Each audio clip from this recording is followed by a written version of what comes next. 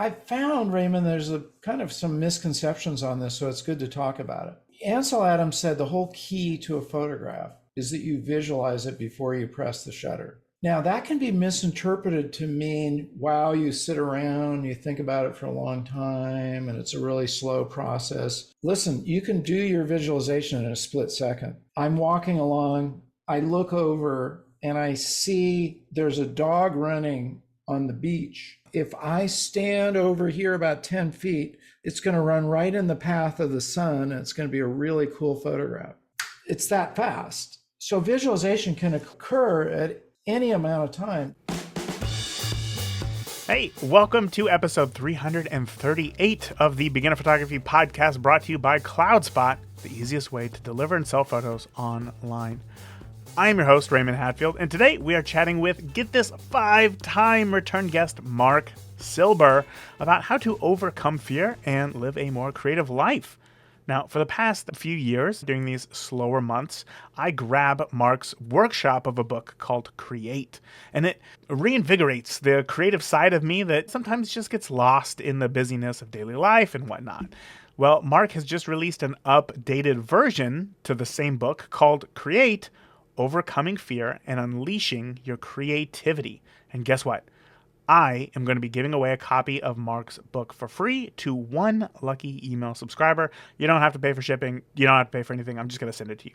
So if you haven't joined the Beginner Photography Podcast newsletter already, you can do so by heading over to the homepage at beginnerphotographypodcast.com, where you are going to see a download for my popular photo guide called Picture Perfect Camera Settings. Inside of that, it's full of information on 10 popular types of photography, as well as real-world settings that I use to capture those photos.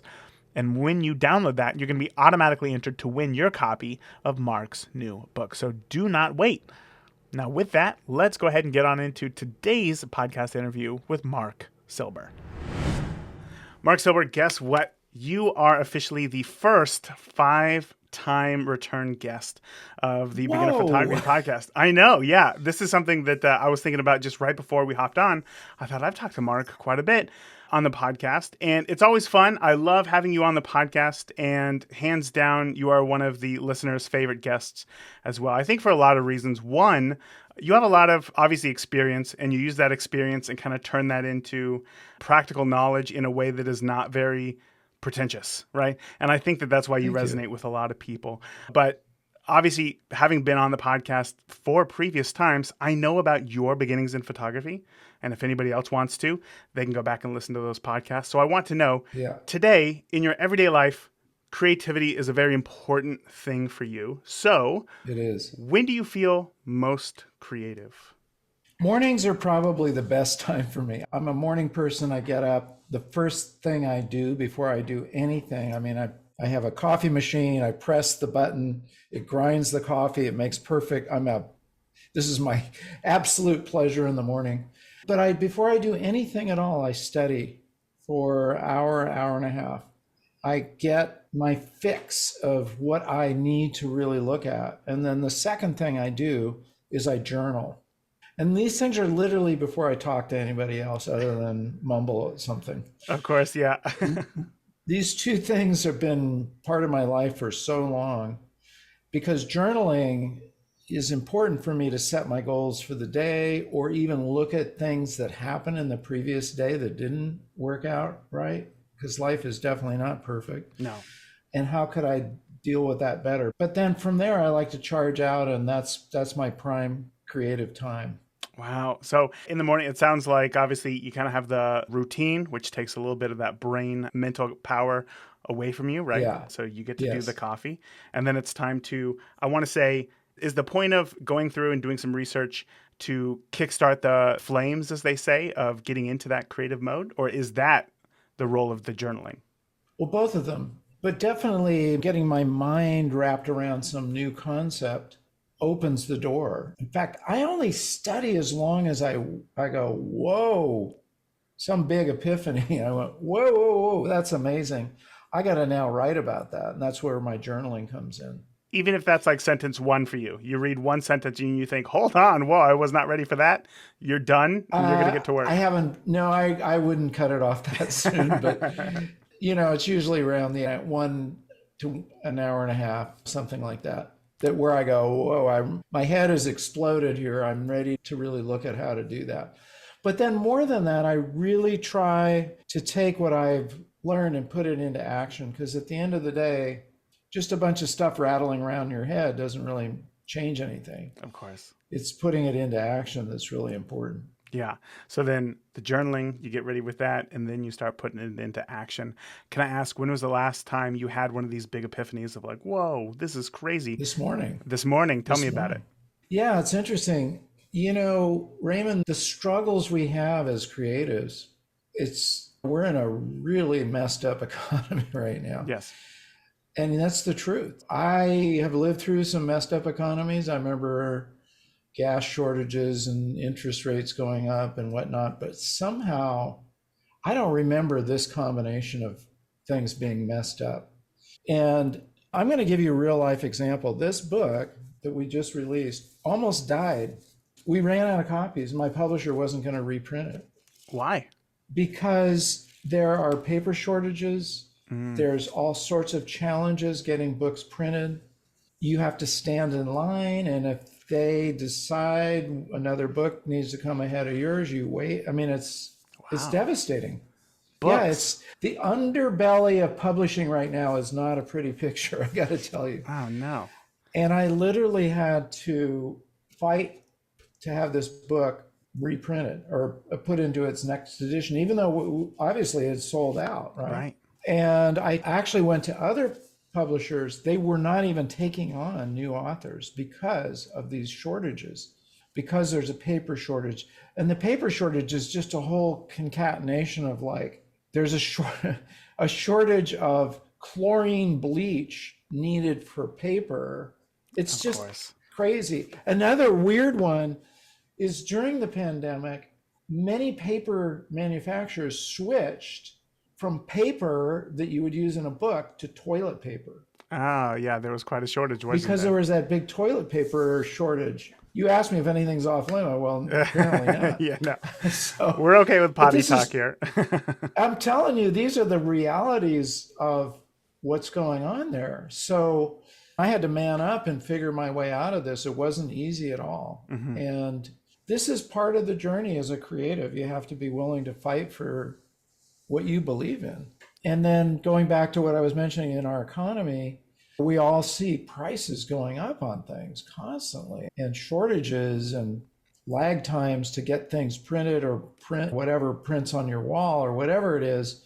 It's very challenging. So I'm currently really gearing my own studies around that. What are the tools that I need to employ to flourish myself as a creative? Oh, mm-hmm. You mean if it's not going to be books, or if books are difficult to put into production, what else is going to be the way that you spread your message?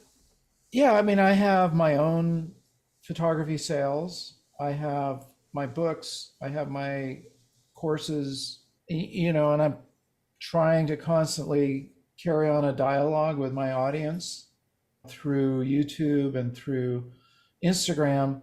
But I feel like you and I were talking about this before. It's just a balance of what I really want to talk about versus maybe what else is going on out there. Yeah. And I've really made a hard decision on myself. It's like, dude, just be real.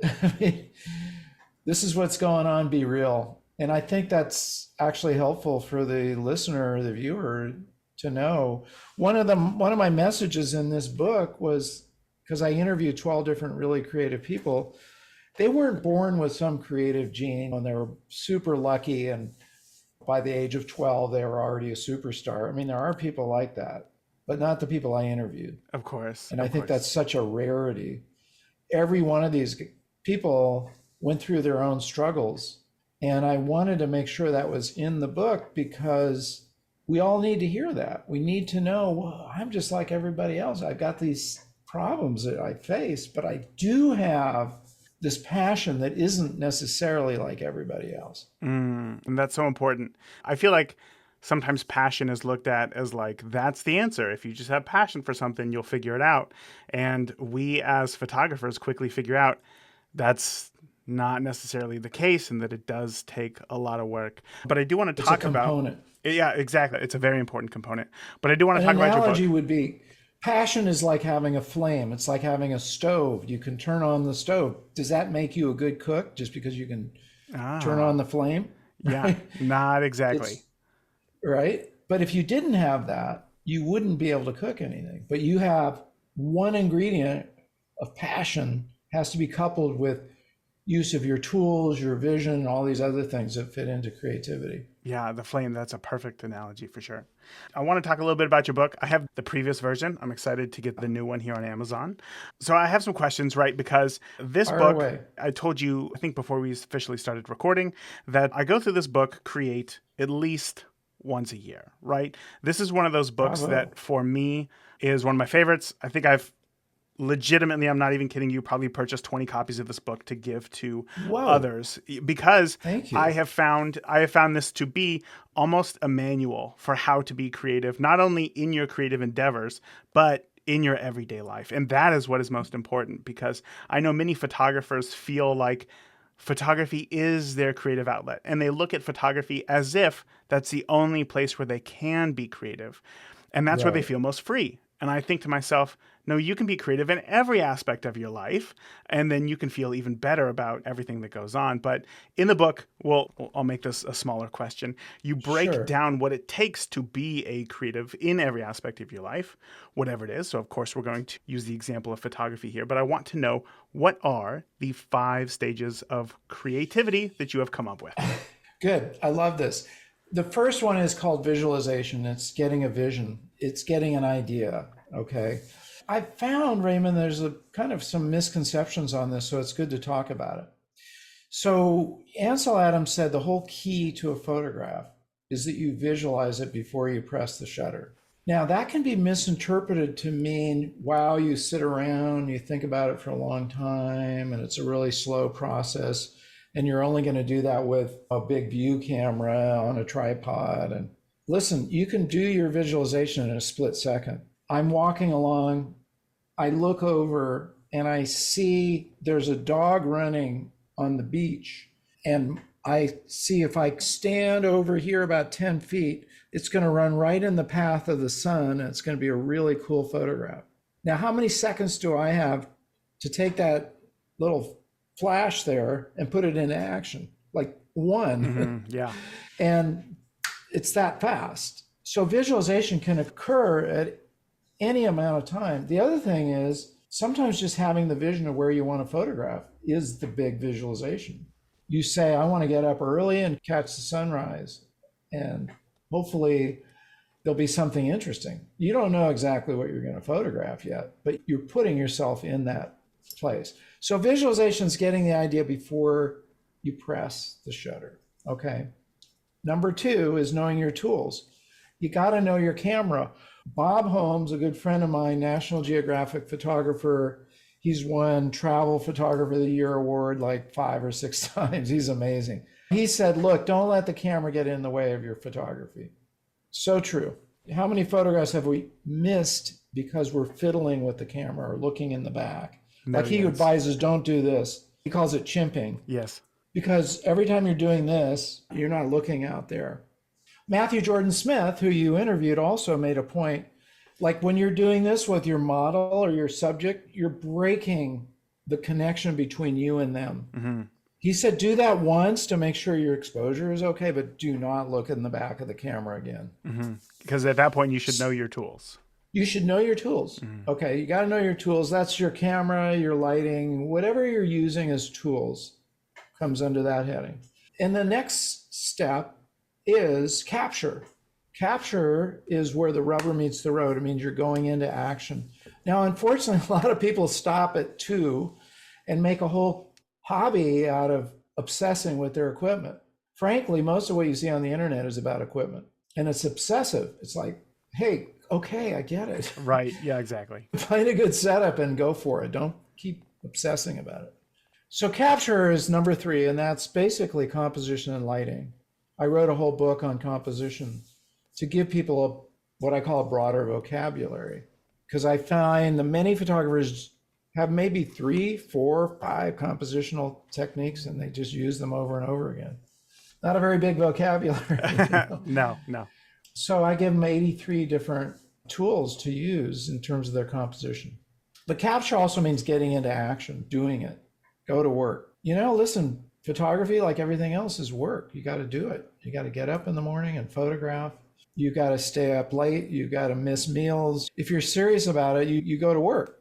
Yeah. And it's unfortunately goes against what I consider the biggest detriment of our modern Insta world, which is everything is going to happen in a split second. Ansel Adams talks about waiting 9 hours for the clouds to line up the way he wanted in one of his photographs. Bob Holmes talks about you find a really great setting for a photograph, but nothing's happened yet. Mm. You're waiting for the person to walk into the frame or the dog to run into the frame or the horse or whatever. Something is going to make that thing pop. So you got to be patient until that happens. Yeah. And that's always, I can't imagine, honestly, I cannot imagine waiting 9 hours for a photograph. Isn't that amazing? It is. It is. I think saying something like that, I think to myself, like, is that me being a lazy photographer, or is that like, what does that say about us today? Does that mean, should we all be waiting 9 hours for a photograph? Do we have to for a photograph to be good? I don't think I've done that, but I can't tell you what he did in between. As far as I know, he could have gone off and had a beer and a nap. I don't know what he did in those 9 hours, but it's his vision. I'm not going to settle for anything less than this vision here. Yeah, yeah. But patience is definitely a key factor. Yeah, that's what I was going to say. I feel like if I think about it, there have been times where I've visualized an image in my head and I've went out to capture it and then conditions just weren't right. So I just ended up like going home for the day. Maybe I didn't stay out for those 9 hours, but I did come back later to try it again. So I guess we can, maybe if we add those up, maybe I waited 48 hours to take a photo. So you might have. You might have come back 2 years later until you saw it, right? There's photographs that I have tried to capture that haven't been right, and I'll try them again until I get it. And it might be years in between. Do you have a whole list of photos that you want to capture? I don't, but that's not a bad idea. That's something that I've been exploring recently, is figuring out what are those photos that like get me excited, that fuel me. I think because for so long I've just been shooting weddings that it almost feels like you're just kind of going through the motions, and that you have to create images that have to please, obviously, your client. But very rarely have I gone out and shot, I think, just for myself. And now that things are starting to turn a little bit, I've been putting together a list of photos that I want to capture. And it's difficult. Yeah, but the idea came from your book here.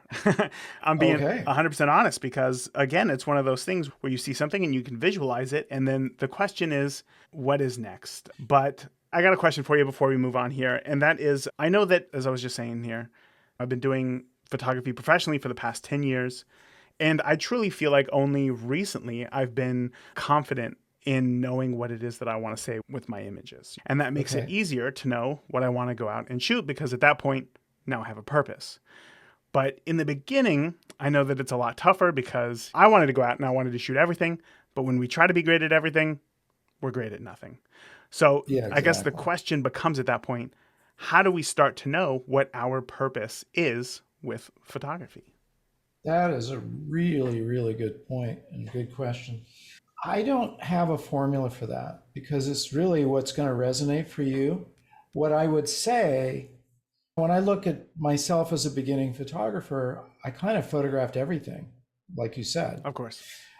And then at some point, what happens is something sort of shakes loose. You go, I really enjoy, for me, it was two things, interestingly enough. I enjoyed portraiture, or really what I would actually better term as environmental portraits, people in their own environment, not like a studio portrait, but they're doing something in their own environment, and landscape photography. Those were kind of the two genres that worked for me. And I guess I've spent my whole life basically with those two genres. I don't do studio work. I, don't shoot a lot of sports. I don't do a lot of different things, but I do still resonate in those two areas. If I had to even pick one of them, I would say the environmental portrait one is even more interesting because there's something about Bambi Cantrell, incredible wedding photographer, said, it's the human spirit that's so fascinating. Mm-hmm. It's that soul that you get when you capture the person. And that's what really sparks for me. But I would say it's a trial and error thing, Raymond. I don't know of any particular formula. Try different things and see what happens. Yeah. One or more will click for you. I remember early on when I decided that I wanted to get into photography from a commercial standpoint and earn an income from it. There were the kind of two avenues that I wanted to go through, and one was either weddings and one was family photography. And I remember thinking to myself and doing some YouTube research at the time that there was a lot more potential in family photography. So what did I do? I booked a bunch of families and tried to do it and tried to figure it out myself. And it wasn't until then that I had spent months building up this idea that I was going to be a family portrait photographer. And it wasn't until I got families in front of my camera that I realized, oh, I actually hate this. Maybe I just don't connect with kids in the way that I had hoped, or the parents seem very stressed out dealing with kids, and it's not that environment that I want to be in. And very quickly I had to change. So saying that it just takes trial and error, I completely resonate with that, because without it, you can't truly figure out what it is that you want to do until you've actually tried some version of it in the beginning. So true. I totally get that. It goes back to that point of visualization. You can get a great idea in your mind, but you have to put it into action. Yeah. And in the process, like maybe you discover that isn't really what you want. Life is largely trial and error, let's face it. Right. Absolutely. Now, I know that visualization is at the core of your 5 systems of creativity, right? I should probably finish those, huh? Yes. So we got to 3, which is capture. 4 is editing or processing. That's getting on whatever your editing platform is, Lightroom, Photoshop, Capture One, whatever it is, you're going to process your image just like we did in the darkroom. It's part of the creative process. By the way, it's really good to separate these. Don't edit and criticize yourself while you're capturing. That's a big mistake. Just capture, capture, capture, capture. Let the flow go, let the flow go. If you make mistakes, correct it, but don't get in your head about it. Separately, you do your editing. Mm-hmm. And separating those two apart are really important, because otherwise we're self-criticizing and we're just stopping ourselves right there. One of the great creative people that I interviewed in this book is David Campbell, who is an amazing orchestra conductor. He's produced something like 480 gold and platinum albums. Insane. His son is Beck, who's a pretty amazing creative himself. And David made this point: do not get in the way of your own creative flow. Let it happen. So that's a really important step of separating those two. And the final step is sharing your work with the world. And if you don't do that, you're going to be unsatisfied. Let's face it. There's nothing more, I find, there's no more compliment bigger than somebody buying my work. Sure. You can have all the thumbs and likes and comments and everything else, but at the end of the day, when somebody buys your work, you've completed something, because you've not only produced something that's pleasing to you, but now you're pleasing somebody else. And that's, I find, very rewarding. You don't have to sell your work, but I recommend it. If you can, you should. Right. And you should certainly show it and put it out to the world. Hey, Raymond here, and we will get back to the show in just a moment. As a photographer, you want to be able to quickly come up with creative ideas that stand out. So to help you, I put together a list of 46 creative ideas to get you out of a rut that you can download by heading over to creativeimageIdeas.com. And honestly, even if you're not in a rut, shooting any of these creative ideas in this free ebook will help you to think more out of the box and create something unique and give you that critical real-world photography experience. So again, head over to creativeimageIdeas.com to download your free 46 creative photo ideas now. With that, let's get back to today's interview.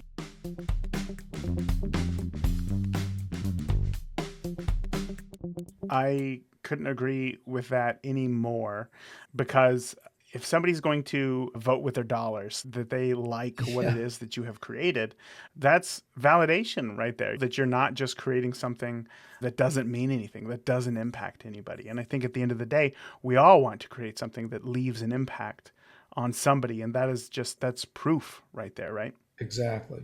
So in your book, I brought up the page right here, right? So we kind of have Yeah, a cycle of creativity, right?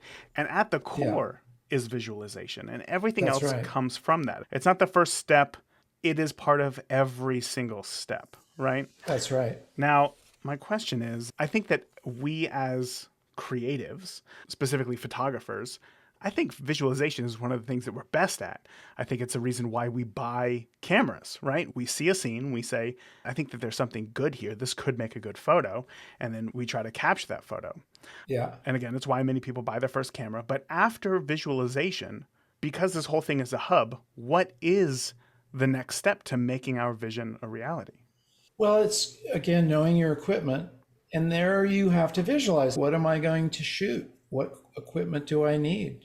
If I'm shooting a video, I might use my DJI Osmo, or I might use whatever, a DSLR. Now I've taken my vision and I decide what's going to be the best way to shoot this thing. But then again, it's a visualization like, what lens am I going to use? Well, you kind of get in your mind like, wow, if this was a really wide shot, that could look really cool.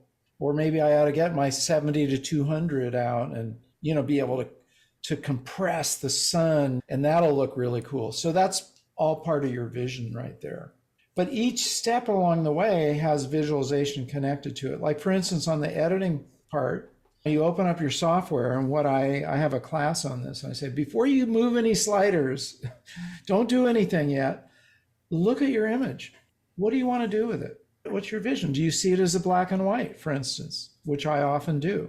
And I'll convert it to, with Silver Effects Pro, by the way, from DxO Lab. I love it because it makes, to me, the best rendition of converting to black and white that looks like what I saw in the darkroom. Wow. I want really deep blacks. I want really white whites. I want a dynamic range. And I love the fact that they've emulated different films in there. Like, one of my favorite go-to films was Panatomic X. I even love that name. Yeah. And they have a setting. You can use that as a base and then you adjust it. But again, that's all part of my vision on my editing. And even on the sharing part, what's my vision? How do I want this on the wall? Do I want it framed? Do I want it floating off the wall? Do I want to use acrylics and make it really like, So that's all part of your vision. Every one of those steps has your vision involved in it. Now, how often are we, for lack of a better term, changing our vision, right? Because we have these ideas. Maybe we see something, we try to put it into practice, and it's just not working in the way that you set out for it to look. Do we abandon it or do we adjust? That's a really good point, because I think we've all had these moments where you think, wow, that sunset is just killer and it's just awesome and it's going to look great. And then you look at it on your computer and it's like, what is this? Yeah. the sun is like this thing like this, and It's a great it example. just didn't really work, right? Yeah. Well, I would say you just keep trying until you get it right. There's no limit. How many times can you go back until you find? I had a photograph that I took when I was quite young of some blades of grass with the sun behind it. And I've tried to recreate that photograph. I've never been able to get it like I had at that one moment. It's sort of weird. Why is that? I just had it right. Vincent Laforet, great photographer, great filmmaker, made an incredible point. I've interviewed him a number of times. He said the way he works as a photographer or a filmmaker, once he's done something, he moves on. I'm not quite as disciplined as that, but he really makes a point. Okay, I did aerial photographs, done. He did tilt shift photographs, done. Whatever it was, he kind of checked it off and moves on to something else. I'm not like that. I will keep my bag of tricks, maybe try something new, but I don't like let go of kind of my greatest hits, I would call them, and I Sure. know this is going to work. But that's just an interesting, another viewpoint on the whole thing. Yeah, yeah.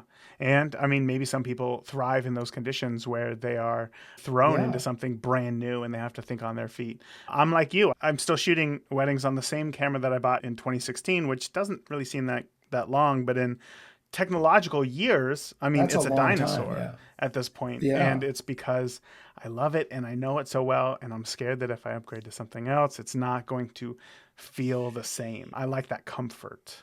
You bring up a really good point, and that is one of the biggest changes in our modern world of photography is planned obsolescence. Hmm.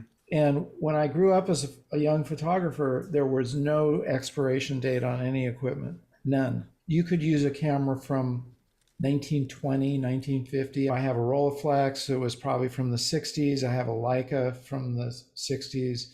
Things did not expire. So one of the advantages of that, you really could get to know your equipment Yeah. like second nature. And one of the biggest traps of our modern world is things change and are being updated all the time. Especially if you're changing brands, you've got to learn all over again how to work this thing. I know. That's a lot of time and energy that can be a drain in your creative process. Yeah. So I don't advise hopping around from camera to camera to camera to camera because you're going to be throwing in confusion into your world, which is not a good idea.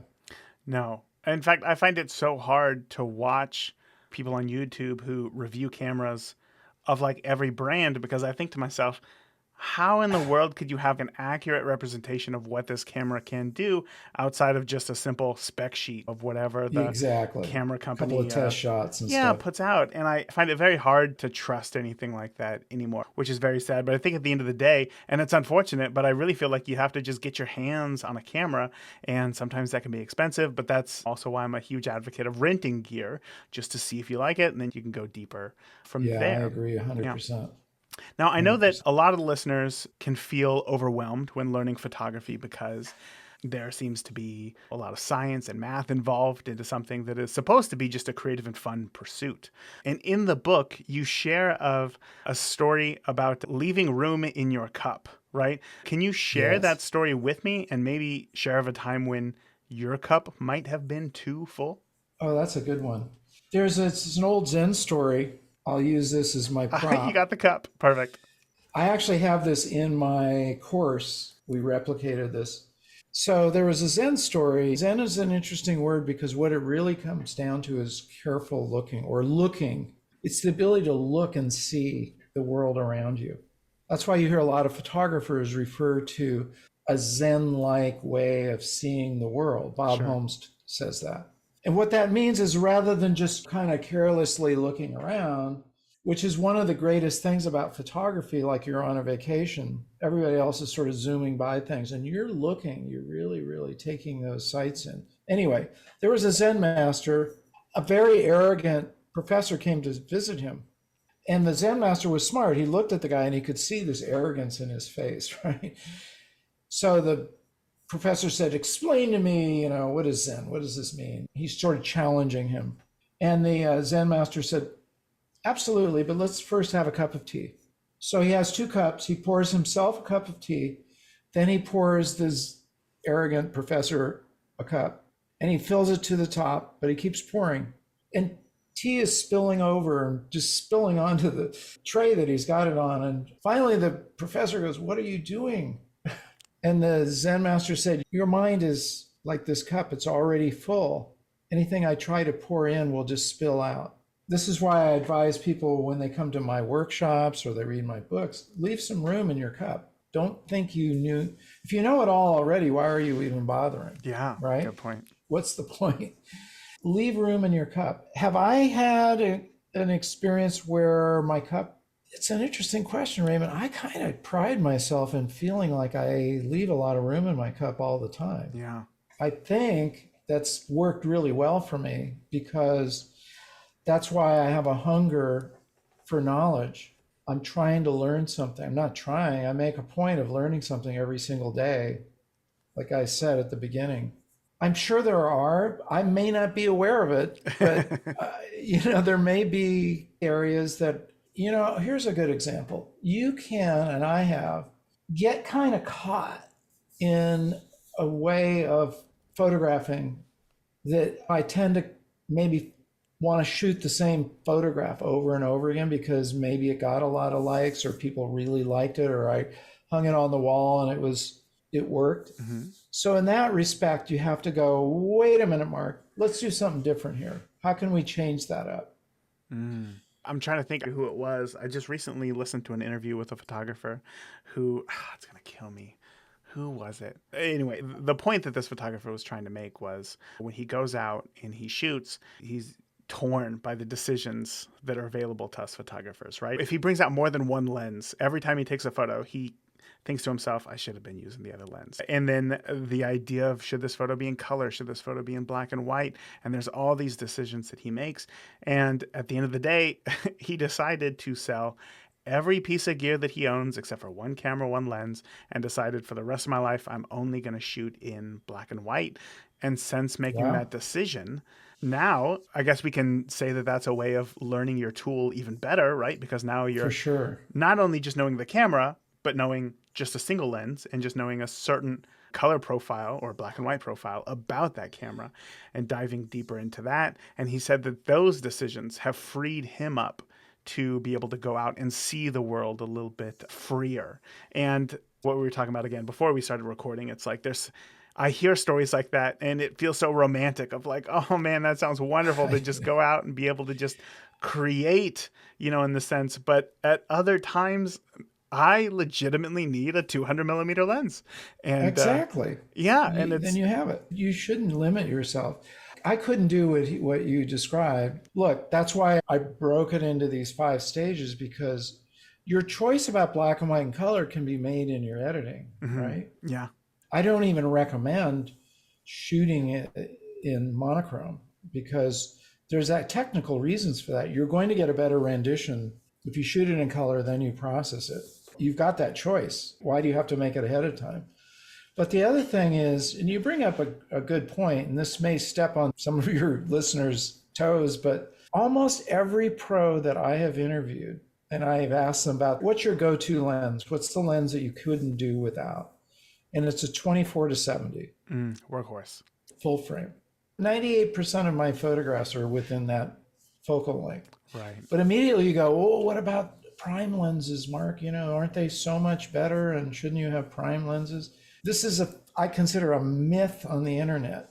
Why is it none of the pros are advocating prime lenses? Because they're very impractical. There's a number of reasons why you don't want to be stuck with prime lenses. Every time you got to switch lenses, guess what happens? 2 things. 1, now you're not photographing. And 2, you're letting dust into your sensor. You're out in the world. You're going to take this lens, my 35, take that off. I decide I want a 70, okay. There's all that time involved. Dust is getting in your sensor. You're not photographing. So what's the big advantage?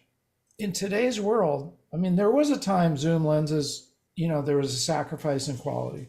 We've long since passed that. Right, right. And so you have the opportunity to have a really great range, not be distracted into this whole equipment thing, and keep your attention where it should be, which is out on your subject and looking for that next photograph. I see. Oh, that's so interesting. Yeah, I will second that the quality of zoom lenses has gone up even just since I've been shooting. I think the first version of the Canon 24-70, I hate it. I thought it was garbage because it was so soft. And it was because of that lens that I would only shoot my weddings on prime lenses for so many years. But it wasn't until I just recently started to get back into video, had to pick up a 24-70, well, the Fuji version, what is it? 16-55 or whatever that is. And I thought to myself, wow, this is a whole lot sharper than it used to be. And this is almost a joy to use. But yeah, that is a very interesting thought. I want to move into the next portion of the podcast here. And I brought this up to you earlier. I recently asked the beautiful people of the Beginner Photography Podcast Facebook community about their fears, right? Because There's a lot of fears that come with creativity, the fear Yes. of being let down, all these things. And I wanted to ask the members of the community what they're scared of. And overwhelmingly, people said, I'm scared of not being good enough. I'm scared of letting people down. I'm scared of making an investment into this, what is right now a hobby, because I want to take it further Right. for fear that it might not pan out. So I got to ask you, what advice do you have for those who are listening and feel that fear? First of all, you're not alone. I think that's pretty much universal with every creative. And that's something to know. Even these people who are incredibly accomplished have had to overcome that. So I think that actually helps. It goes with the territory. There's this thing called imposter syndrome that a lot of celebrities have talked about, which is I don't even know why I've gotten so famous, or what's the big deal here? Right. I'm not that good. I'm just a guy that can, point my camera in the right direction, but I'm recognized for it. So there's that kind of gnawing feeling like maybe they think I'm good, but I'm not really. And that's kind of the reverse side of this thing. The best advice I can give you is just like sports. You don't not play sports because maybe you're afraid that you're going to miss the basket, or I'm a surfer, are you going to miss the wave and you're going to wipe out and lose your board and it's going to be really stupid looking. Or skiing, or any sport has this built into it. You're kind of performing in front of people generally, right? You're not doing this sports by yourself. You might be practicing, but you're around other people. There's a kind of a stage fright thing you got to get over. Just be willing to do it. And it's actually interesting. One piece of advice for surfing, skiing, snowboarding, things where you could get hurt. I guess skateboarding, I'm not a skateboarder. Things where you could get hurt if you fell, right? Practice falling till you get good at it. If you're a snowboarder, and I do a lot of snowboarding, you should learn how to fall because you're going to fall. Just learn how to do it so you don't hurt yourself. And I think that's a healthy way to approach your photography. First of all, there's going to be critics out there. Just know it. It's like, can't avoid it. I put that in my book, Beware of the Vampires, because there are critics out there that love nothing more than to suck your blood. And the blood that they suck is you, your spirit, because they will go up against anything and try to destroy it. Well, unfortunately, there's 20% of the population out there is in that direction. Just ignore them. It's not easy. It's not fun. I don't like reading reviews that criticize me any more than anybody else does, but you just got to move on. So grit your teeth, put your work out there. Keep in mind that you can also learn from it. There's a difference between criticism that just tries to tear things apart and getting a critique. A critique, and the way I try to critique work is first of all, try to point out whatever's positive, no matter what. Find the most positive thing in the photograph. And number two, I try to point out what one thing could that person do to improve that photograph. I don't give them 10 things because they're just going to get overwhelmed. One thing that you could do that, hey, look, and this is how I learned photography. I was given a critique by this photographer that happened to be a patient of my dad, was a doctor, and one of his patients was named Father Vintner. He was a priest. And he would take my negatives, print them, and then type his critique on the back of the print. And I remember there were things like, Mark, what would have happened if you'd moved in a couple of steps closer? Brilliant. He didn't say crop it. He said, what would happen if you moved in 2 or 3 feet closer? He was right. So things like that, you can get critiquing from somebody you really trust who can help you up your game, and grit your teeth, put your work out there. Yeah. The biggest mistake is not to do it. Just like, Michael Jordan said, he's missed so many baskets, let his team down so many times, but yet here's the greatest player of all time, Yeah, exactly. Right? Well, he had to be willing to make the mistakes to get a win. Exactly. Yeah. No, I use the analogy all the time. I'm a big Dodger fan. I love baseball. So it's like, if you hit one out of every 3 balls that come at you, like, you're going to the Hall of Fame. 1 out of Wow, every that's 3. amazing, right? You're going to have to miss Yeah. 2/3 of them. And I mean, I think really when it comes to photography, I've started to adopt more and more recently this idea of it really is a numbers game. Like you can try as hard as you can to get everything right. But the more at bats you get, I guess, the more attempts at a great photo, the more you're going to get great photos. And putting everything in one basket to get one photo is not as helpful as if you went out and shot 50 times and got one great photo. Absolutely. It's all the same. Ansel Adams' expectation, I think this is really good. He said, if you add one good photograph a month, Oh, you're doing great. yeah. Think about it. After 12 years, you've got 150 photographs that are worthy of your portfolio. One good photo a That's a month. good expectation. Yeah. At the end of every month, so today, when we're recording this, I go through all of my previous month's photos. I put them in a Lightroom folder titled the name of the month, the name of the year. And typically there's 200 to 300 photos that I put in there. Now, granted, many of them are of my kids and whatnot. But I feel like maybe I'm going to go back and try to look through all of these photos and try to find the one photo each month that is Yeah, that's a good idea, the right? best and see if I can see some sort of growth or like you said, if I get one photo, like I'll be real happy about that. Because again, at the end of the day, it's a numbers game. That is so great. I know that we've talked a lot of ways on how to think creatively today. After listening to this interview, what is the first thing that you want listeners to do to get started thinking more creatively? Get my book. Perfect plug. I'm going to be very practical about it. I've already done the hard work here. And the thing is, in the book, Raymond, you know this, like after every chapter, There's lessons. there are two things. Practice One, exercises. I summarize what's in that chapter, and then I give you practical application. Because the thing is, just like you can't read a book on exercising and consider that you've now exercised. You got to do the exercises, right? Push-ups, yoga, whatever it is, swimming. And these are designed to exercise that particular part of creativity. So make sure you not only get the book, but you do the work within the book. This is what this book is geared around is wherever you are as a creative, I want to take you to the next level. So it's all the hard work has been done. And where could we find it? You can get it on Amazon. You can get it through my website. You can get it through my Instagram. I make it pretty easy to find it. And I'm easy to find because everything is Marc Silber. You can look on Instagram. You can look at my YouTube, Marc Silber. My URL for my website is silberstudios.com.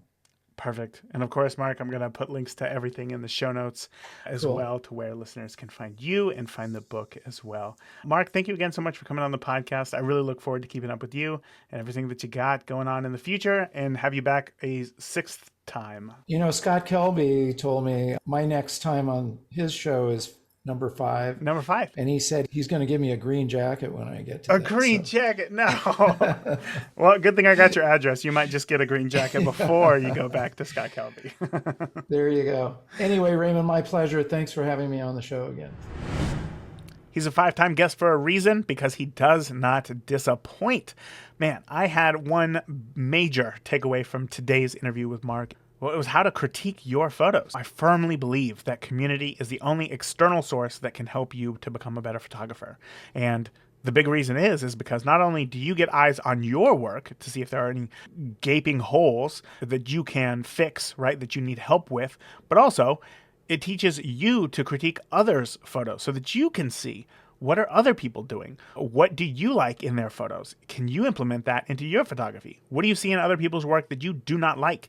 It develops a more critical eye based on your preferences as an artist and a photographer. So hearing Mark's breakdown of how to critique a photo, super welcomed. I love it.